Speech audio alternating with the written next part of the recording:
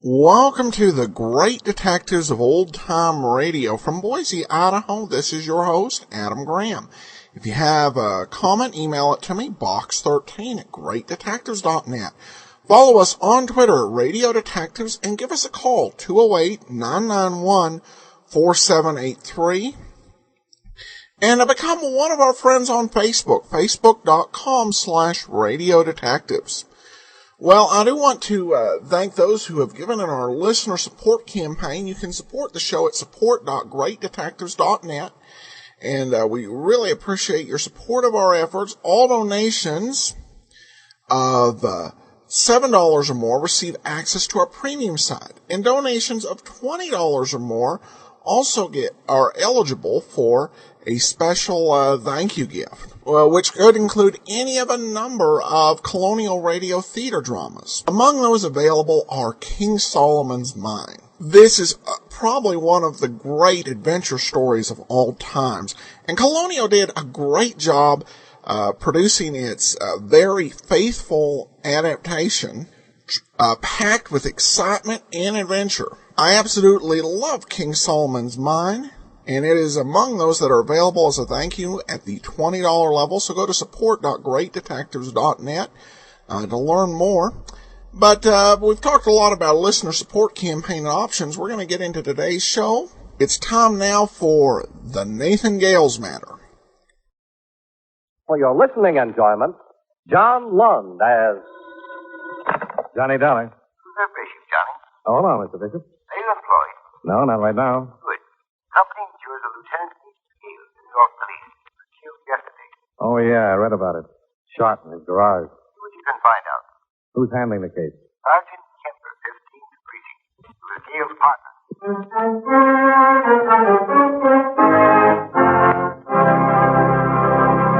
How about taking a minute or so to talk about seals and fish that have some connection with the government of the United States?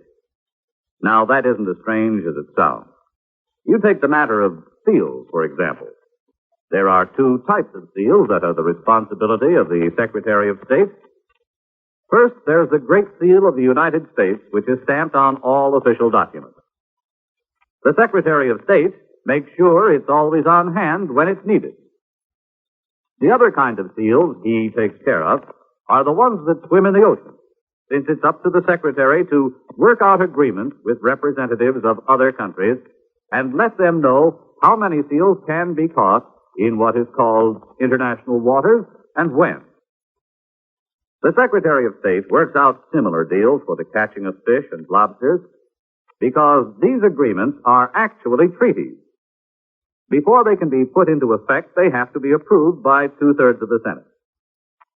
As a matter of fact, any time our government wants to work out a deal with a foreign country on trade, mutual assistance, fish, seals, or lobsters, it's done by treaty. And all treaties are signed by the President, though some of them aren't drawn up until after the Secretary of State has worked over the rough spots in order to pave the way for prompt ratification. So, just remember, the Secretary of State is a mighty important wheel in the machinery of your United States government.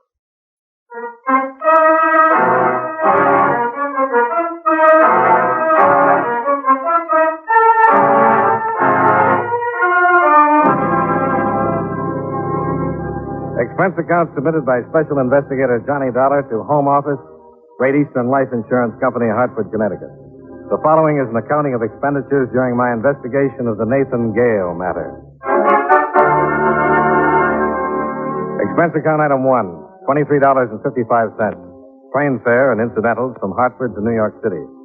Expense account item 2, 75 cents. Cab fare to the hotel. I registered and put in a call to Sergeant William Kemper at the 15th Precinct Police Station. Kemper said I could stop down any time. So in 20 minutes, I was sitting in the homicide squad room listening to Sergeant Kemper's version of the killing of a fellow police officer. Nate had been after a hood named Bancroft for a long time. Word was out that Bancroft had finally gotten a little tired of it and was going to hit Nate the first chance he got. You think Bancroft killed him? Yeah, but so far we can't prove it. The day Nate was killed, he called in and told me he was onto something hot. Said it concerned Bancroft. Told me to meet him at his house in an hour. Said he was contacting a stoolie named Virgil Cummins. Hi. Hello, Dave. Anything for me? I don't think so. You have any idea what he was supposed to get from this Virgil Cummins?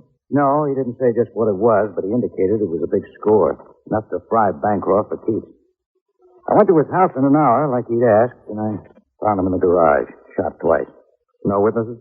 Yeah, a neighbor, George Fisher, said he saw a man running away. We brought him down here and showed him the mugs. We picked out Bancroft. Well, then... We picked Bancroft up, put him in the lineup, and the witness changed his mind. Said Bancroft wasn't the man after all. Somebody got to him, huh? Of course.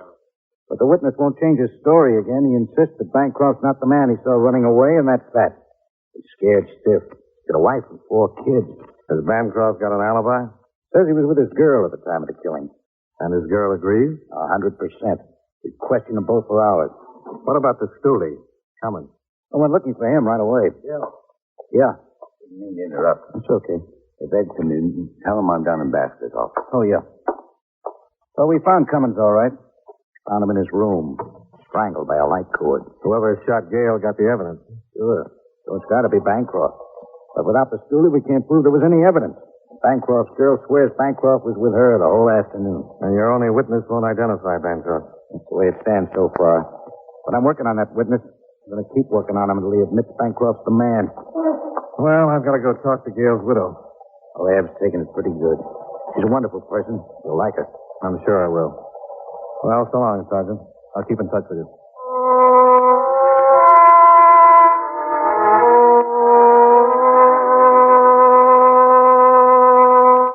Expense account item 3. $1.75 cab fare to the Gale home. I introduced myself to Mrs. Evelyn Gale, the dead officer's widow. She showed me into a small, attractively furnished house where I met her 2 children, Greg, 5, and Mike, 3.5. She told the boys to go out in the tiny backyard and play until we were finished talking. Rosie thinks her father's gone away on a trip. They're too young now to really understand. Greg would understand in a way, but it'd be too hard on him. When they get older, they won't miss their father so much. It'll be easier to tell him. Yeah. You said you talked to Bill Kemp? Yes, I just left him about half an hour ago. He and Nate were partners for a long time. I think Nate still hates Bill just about as much as he did me. But you want to talk about insurance, don't you? Just a few questions and I'll get out of here. Cool. Tell me a little something about the day your husband was killed. Well, there was nothing particularly unusual about it. It was like most any day, except that it was our anniversary. He didn't say anything or tell you anything that was unusual? I don't think so. I would have remembered if he had. Did he call you during the day? No. What time did you expect him home? He was off early at 6. He had the day watch. He was usually home around 6:30. Were you here in the house when he drove into the garage? No. I was down at the corner, the grocery store. When I got back, Bill was waiting for me. I saw the other officers around the garage, and then the ambulance pulled up. Where were the children? With their grandmother, Nate's mother. I left them with her around 4 that afternoon. Nate and I were going to have dinner and go to a show. Celebrate the anniversary. It was our 7th. Do you know George Fisher? Yes, he lives across the street in the White House. I've spoken with him since. He's avoided me, but I saw him this morning backing out his car, and I went over and talked to him.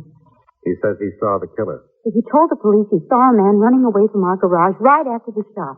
He made an identification. Yes, I know about it. Bill Kemper told me he changed his story. Yes. Do you think he can really identify the killer? I think so, but he's so frightened. Oh, I don't blame him. He has a family, and he wants to protect them. What did you say to him? Well, I told him that I understood, but that he should make an identification if he could. I told him that protecting a killer isn't the way to protect your family. But he wouldn't listen. No. I really wonder what I'd do in his position. George has a lovely wife and 4 adorable children. I don't know. Well, I think I'll have a talk with Fisher. I doubt if it can do any good.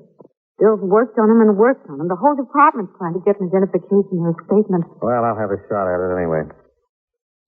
Thank you, Mrs. Gale.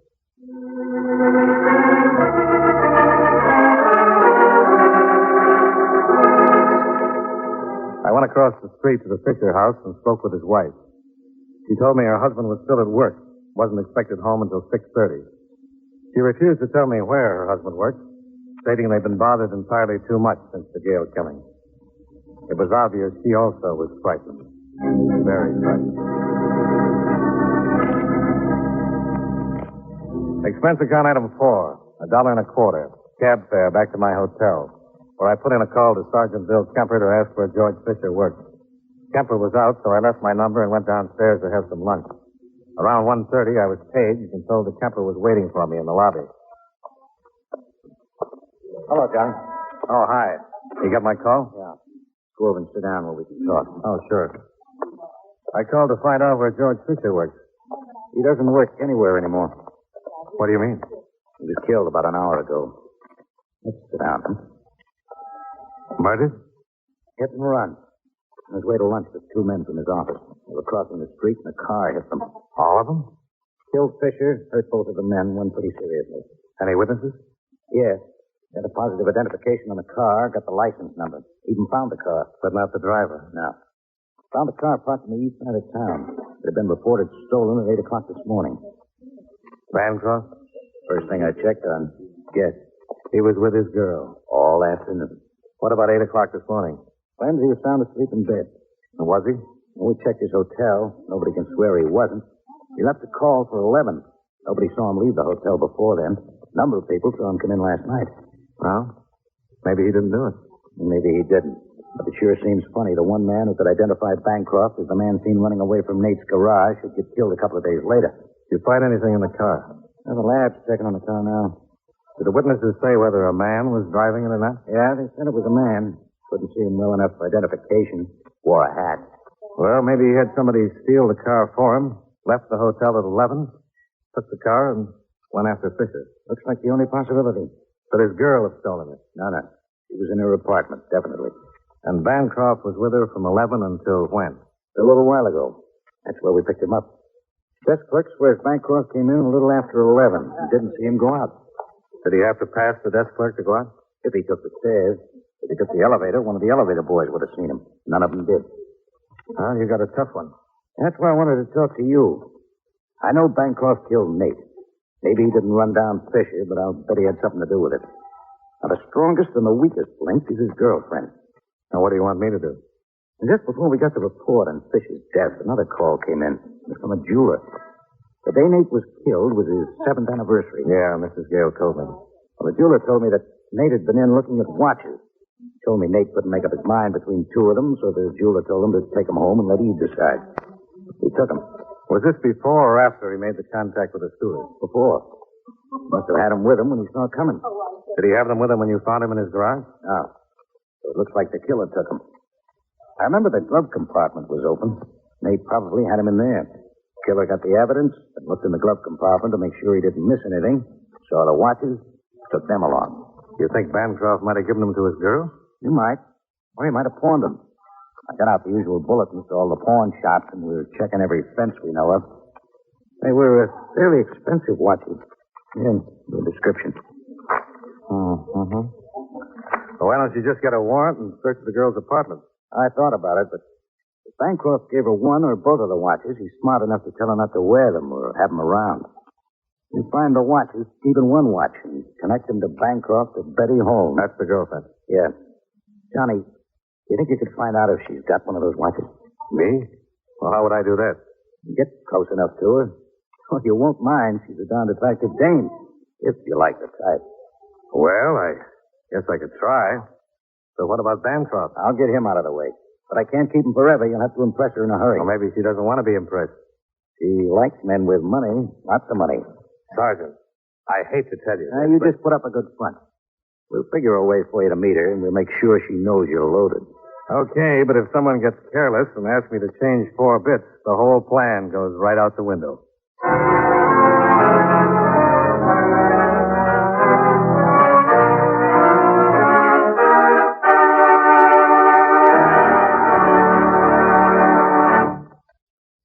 With your permission, there's something I'd like to talk about for a minute.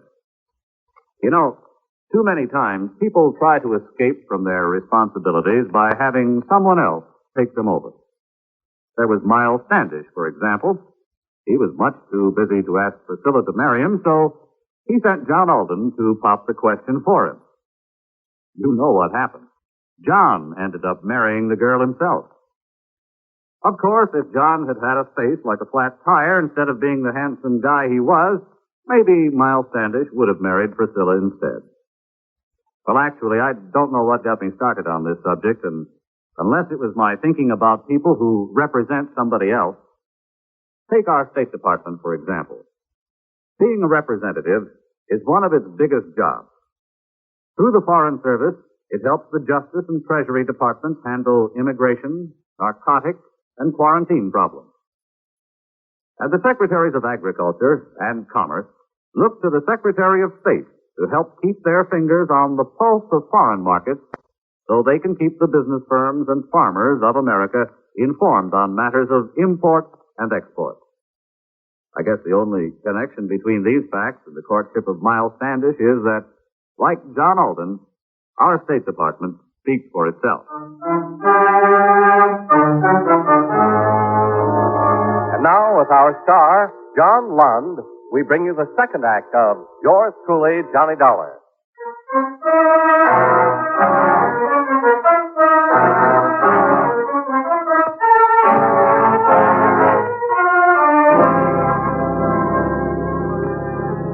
Sergeant Kemper made arrangements for me to move into another hotel, where Johnny Dollar, the insurance man, would be known as Johnny Dollar, the Texas oil man. Kemper got me a fancy pair of boots and a 10-gallon Stetson. I was all ready to turn the lovely Betty's head. The men who were tailing her reported to Kemper that she was shopping at Meshakoff's Fur Salon on Fifth Avenue. Kemper immediately put out a call to pick up her boyfriend, and Kemper and I left for the Fifth Avenue shop. When we got there, Kemper pointed out the quarry, and I went to work. She was trying on a mink stole when I walked up to the sales lady. Oh, it's just lovely. Yummy. Yes, that's one of our nicer stores. It's ranch mink, isn't it? Yes, but if you prefer... Oh, well, no, I'm just looking, but I'll probably be in next week and buy something. Certainly. Oh, yes, sir. Can I help you? Well, yeah, I thought I'd like to buy a fur coat or something like that. Would you excuse me? Oh, sure, go right ahead. I'll just look around. Oh, no, I didn't mean to bust up nothing. That's all right. The lady's just looking. Well, okay. You sure you don't mind? Not a bit? Sir, what kind of fur coat would you like? Well, I'd like something real nice. I'm just in New York for a couple of days. I'd like to bring my mama back a little present. You're from Texas? Why, yes, ma'am. How'd you know? Well, I can always tell Texas man. So tall and strong. Oh. Would you like something in mink? Yeah, I like the mink, too. Oh, boy, I'm having just a wonderful time here in New York. Oh, that's good. I'm glad. First vacation I had since 43. Just been too busy with the whales. That's oil well? Don't buy mink coats with water, lady. Well, what about this lovely stole the young lady was just trying on? Well, no, ma'am. It's too skimpy. I want something that can keep Mama warm. She ain't spry like she used to be. Can't take the winters too good no more. Something that hangs down to the floor. You know, coat. Yes, sir. Well, if you excuse me, I bring out a few that you can look at. Fine. You just take your time.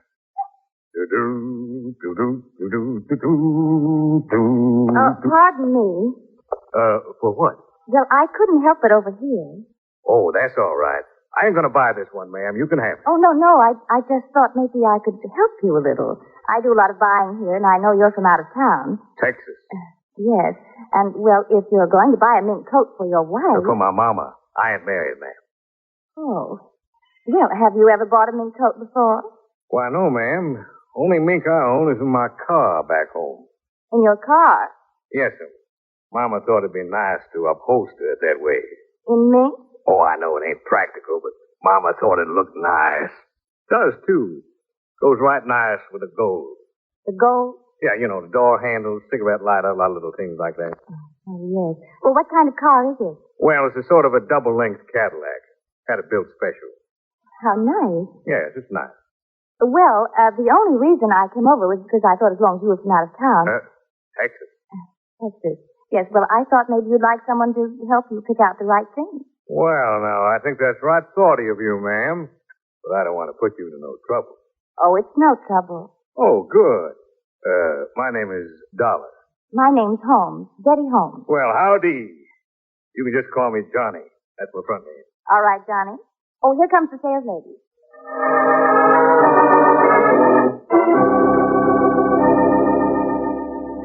We looked at Mink for the next hour, and Betty Holmes offered her most discriminating advice. Before we left, I'd ordered Mama 2 mink coats, one for just setting and one for going out. On the street, I thanked Betty for her help, and naturally, she accepted my dinner invitation on the spot. Expense account item 5, $1.40 cab fare back to my hotel, where I waited until Bill Kemper showed up. Pretty funny, huh? I couldn't hear what was going on, but I had to stay out of sight because she knows me. But, boy, you were really pretty awful. Yeah, I know, but she loved it. I'm going to have dinner with her. Good. What about Bancroft? Now, we got him. We'll keep questioning him. If his lawyer gets a writ, we'll move him to another precinct. How long can you keep that up? Long enough for you to have dinner and get better acquainted. I hate to pick her up in a cab. Now, don't worry about it. What time's your date? 8 o'clock. I'll have you a limousine, complete with chauffeur. Officer Denker. We'll get one of the cars we use for parades and VIPs. Boy, if this backfires, they'll hear the explosion clear up in Maine.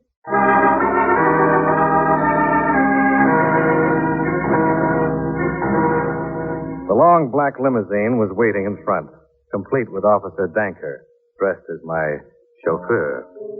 We picked the lovely Betty Holmes up at 8 and drove to 21, where I ran up expense account item 6, $45.95.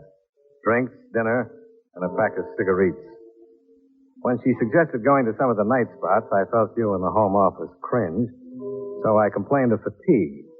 I told her I'd been working so hard in the oil fields that the Mayo Clinic had advised me to stay away from too much nightlife. She gave me a motherly, knowing smile and suggested we return to her apartment, where she'd fix me a glass of warm milk. She was very understanding. Here you are, Johnny. Not too hot, not too cold. Better for your stomach that way. Well, you're a pretty wonderful person. Mind if I sit down? Oh, please do. You know, I never met any girls like you before. Now, when I told you I couldn't go to any of them there clubs, why, you didn't mind one bit. I understand. Oh, Mama sure would like you. The last thing she said before I left was, Johnny boy, you watch out there in that big city. Watch out for girls like me. Oh, no, not like you. You see, Mama thinks every girl is just out after my money. There are some nice girls left in the world, Johnny. Why, sure. And you're one of them. Well, you got a nice place to live, nice clothes. I guess you got everything you want. Yes, I guess I've got just about everything a girl would want, but I've never met the right man. Someone I could really settle down with. Make a good home. Oh, that's too bad. I guess it ain't easy living in a big city like this. No. But someday I'd like to get back to the farm. The farm? Yes, I was raised on a farm. That's the life. Yeah, I guess it is. Oh, the cows and the chickens. Well, we ain't got them no more. Just a lot of oil wells. But it's still a farm. Well, more like a refinery with beds. But it's out in the wide open spaces. Yeah, but all you can see is them blasted oil wells. Oh, the rugged life, full of the great outdoors, the smell of the sagebrush. No, just oil. But you love it. Yeah. Say, what time is it? I must have left my watch in my suite. Oh, well, I don't have a watch. There's a clock in the kitchen. You ain't got a watch? No, why? Well, I'm in luck, I sure am. What? Well, you've been so nice to me. Helped me pick out those coats for Mama. I've been trying to think of something I could buy for you. Oh, now, Johnny. No, I want to. I've seen the things you're wearing tonight. Got that nice mink and all that there jewelry, but you ain't got no watch. Please, I really No, when I want to do something, ain't no use trying to talk me out of it. I'm going out tomorrow morning and buy you one fine watch. Oh, that's really wonderful. Oh, it ain't nothing. Johnny. Now, wait a minute. Oh, I'm sorry. Oh, I don't really mind. Kind of like it. Well, about the watch. Where's a good place to get a nice watch? Well, there's... No. Wait a minute. Johnny, would you like a really nice watch? I don't mean it's too expensive. Oh, I don't care about that.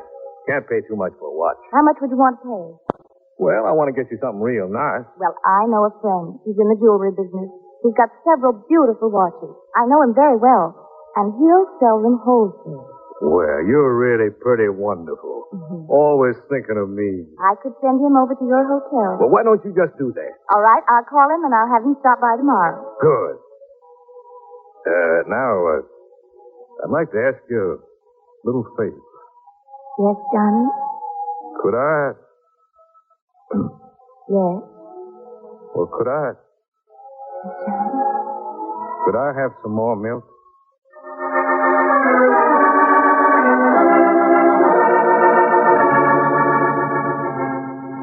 When I got back to my hotel, Bill Kemper was waiting for me in my room. I told him everything that had happened. Kemper put in a call to the precinct and ordered Bancroft's release. Then he said goodnight, and I turned in.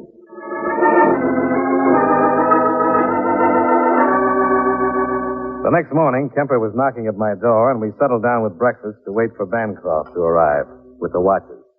Yeah, it's good coffee, Johnny. Yeah, it is. Hey, maybe this is it. Hello? Johnny? Well, good morning. I didn't wake you up, did I? Oh, no, I've been up since 6. Can't get out of the habit. Oh, good. Well, the reason I called, Johnny, the man who was going to bring the watches by, Yeah? well, he can't. Oh, that's too bad. But he gave them to me. I can bring them by if you want. It was a sure bet Bancroft was playing it safe. He wanted to unload the dangerous watches, but he didn't want to be the one to do it. We cleared the table of Kemper's breakfast dishes, and a half hour later, Betty Holmes was announced from the lobby. Bill Kemper went in the bedroom to wait.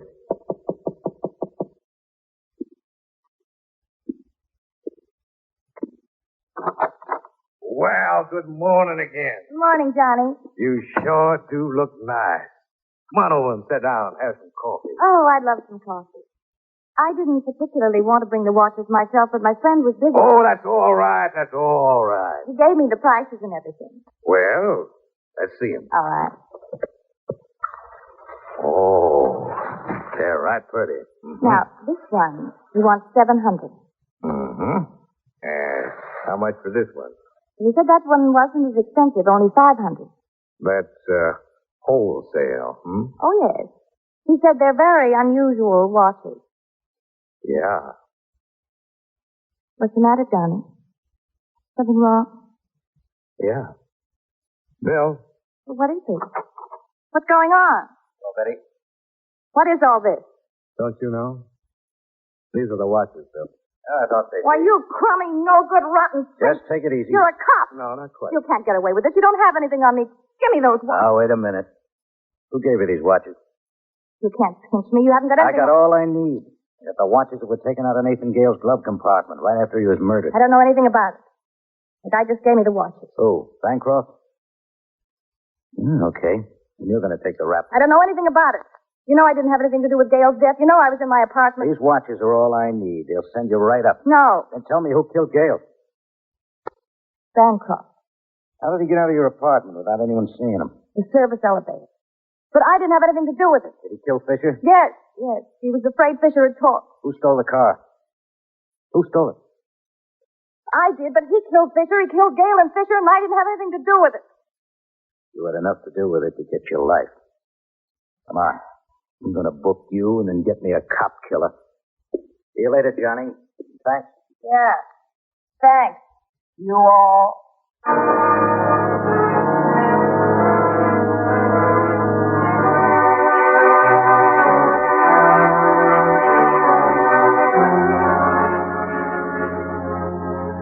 Expense account item 7, $135. Hotel bills. Item 8, $25.35. Train fare and incidentals back to Hartford. Expense account total, $235 even. Yours truly, Johnny Dollar. Well, Well, howdy, partner. This is Texas Adam. Welcome back. This was kind of one of the oddest episodes of Johnny Dollar we've heard so far. Because I think at the end that the whole Texas thing was meant to be humorous. If that was the case, it was kind of out of nowhere. The episode had been pretty serious and straightforward and even dramatic, as you're dealing with the death of a police officer and the feelings his family are going through and all that. And then we get this, all of a sudden, out of nowhere, we get Johnny Dollar doing this really bad Texas accent. And it was actually a little bit sad that he thought that was going to work. And it was even sadder that she fell for it. Well, his accent sounds genuine. It's as Texan as New England clam chowder. Well, we turn now to listener comments and feedback. Eric says, I think your idea of adding a sixth night to the Great Detectives is a great idea. Adding a police procedural should only complement the work you're doing with the Great Detectives, and consolidation of the two podcasts should only encourage and develop a larger audience. Thanks for the hard work and sometimes perseverance to provide great entertainment. Please look for my continued support during your listener campaign, and it's from Eric up in New Brunswick, Canada. Well, thanks so much for your kind note and support, Eric. Now we turn to some comments. Actually, I've kind of grouped them together because they take us back a little bit. First, we go to Facebook, where Richard says, just happened to read the reviews on iTunes.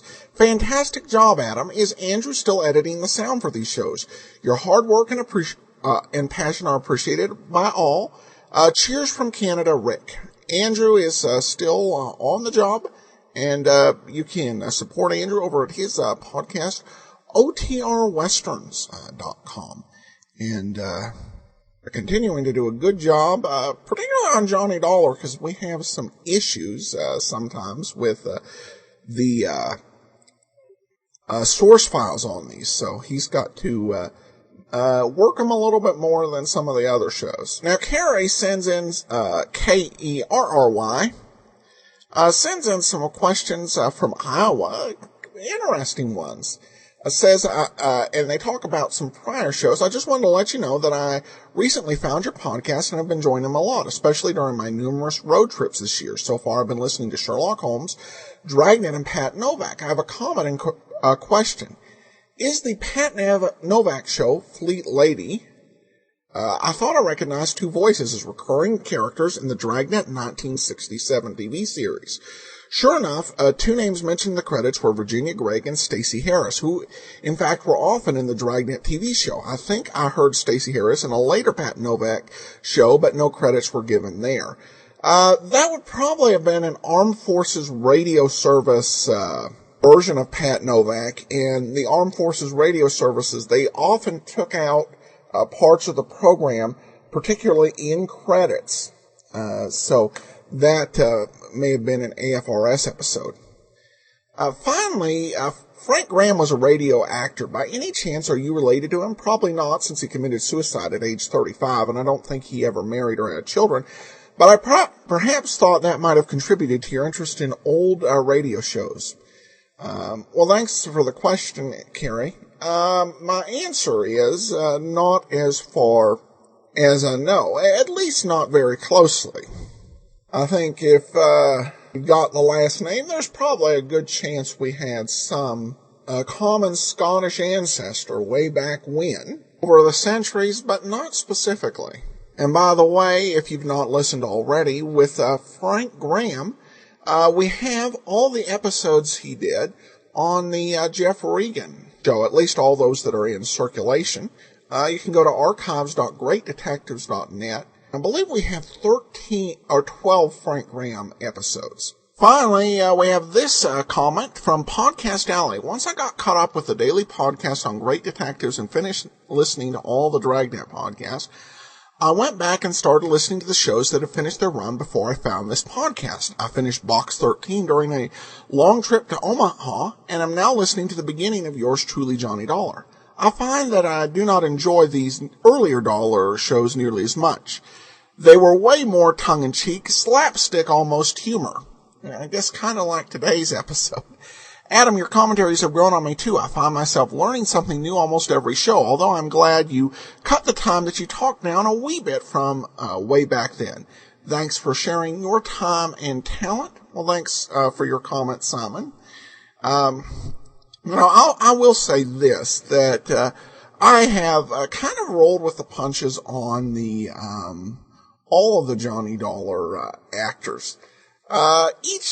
Each one brought kind of their own interpretation, and I found myself after listening to it that I liked kind of their own unique take.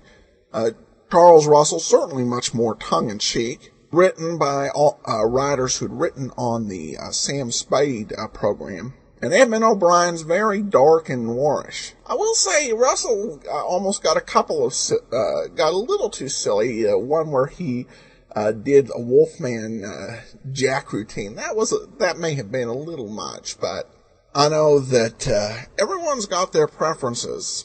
And even John Lund, who often when I have read about the Lund run of Yours Truly, Johnny Dollar, we're told, it's kind of a boring run. And in some ways it's not as exciting, but Lund does bring something.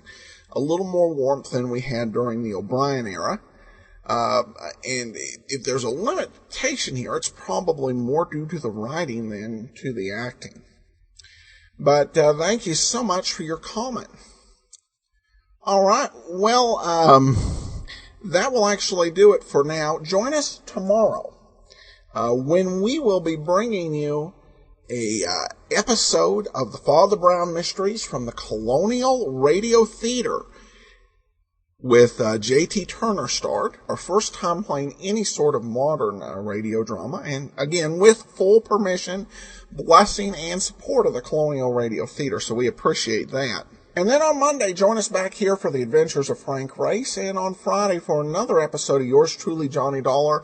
Next week, we're going to have details about what our next season, which starts the last week of October, is going to look like, and the new shows we're going to be adding. If you're a fan of Yours Truly, Johnny Dollar, you want to listen closely to our after-show commentary on Monday. And since I'm not really a Texas oil millionaire, I do encourage you to go to support.greatdetectives.net, and you can support the show there. Follow us on Twitter at Radio Detectives, and be sure and fill out our listener survey, survey.greatdetectives.net. But from Boise, Idaho, this is your host, Adam Graham, signing off.